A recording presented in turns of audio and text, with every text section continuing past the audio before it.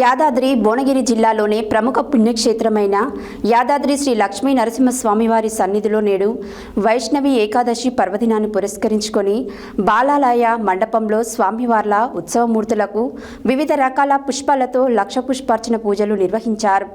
ఆలయ అర్చకులు వివిధ రకాల పుష్పాలతో స్వామివారికి అర్చన గావించారు.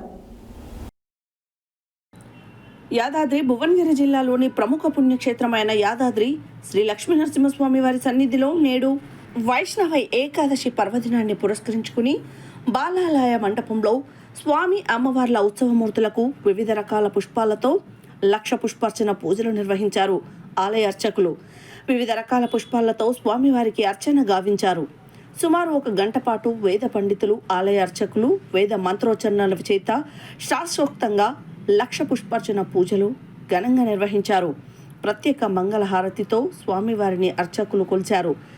ఈ లక్ష పుష్పార్చన పూజలను ప్రతి మాసంలో శుద్ధ ఏకాదశి, బహుళ ఏకాదశి రోజున నిర్వహించడం ఆనవాయితీ అని ఆలయ అర్చకులు తెలిపారు.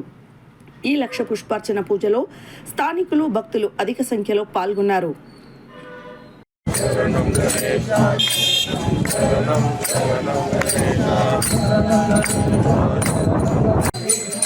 लागेल काहीच 5 सेकंद आहे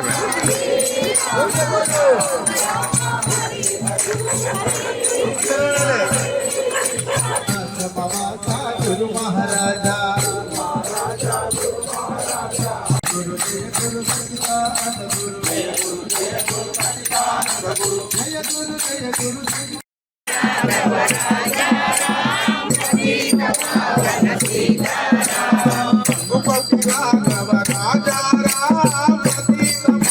వరకు మనకు వెనక్కి వినాలి.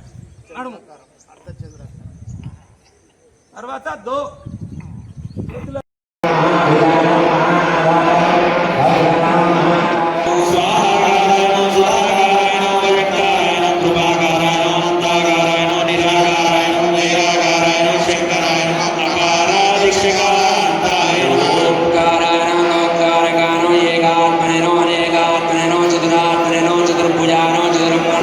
చతుర్వేదమయ సింహానో అనంత సింహనో అనంతగతయనో విచిత్ర సింహానో బాహో సింహ స్వరూపిణే నమః.